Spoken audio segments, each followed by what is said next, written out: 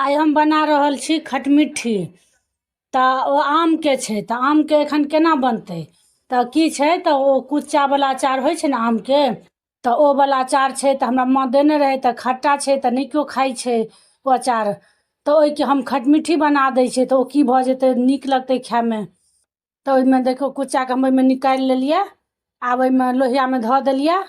आब ओहिमे पानि धऽ दै छियै, एकरा मिला दै छियै आ एहिमे गुड़ धऽ दै छियै। ई खटमिट्ठी बनि जेतै तऽ बहुत नीक खायमे लगतै। तऽ एहिमे गुड़ देबै ज्यादा कऽ, जतेक जेना ओ अहाँ अचार देबै तऽ ओहिके डबल अहाँ गुड़ देबै।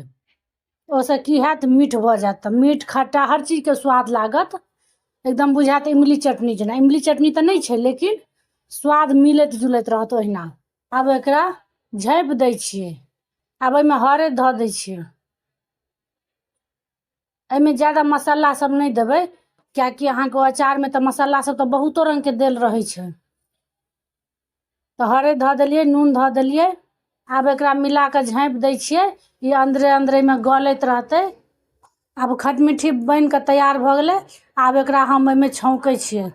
तेल देलियै। आब एहिमे जीर धऽ दै छियै, हींग, मिरचाइ, ई सूखा मिरचाइ छै, ई तेरपात, ई सबटा एहिमे धऽ देलियै। एकरा गैस पर जरा दै छियै। देखो अभी जरि गेलै फोरन। आब एहिके छौंक दै छियै। आब एहिके छौंक दै छियै, मिला दै छियै। देखियौ देखऽमे अहाँके गाढ़ो भऽ गेलै आ खेबै बहुत नीक लागत।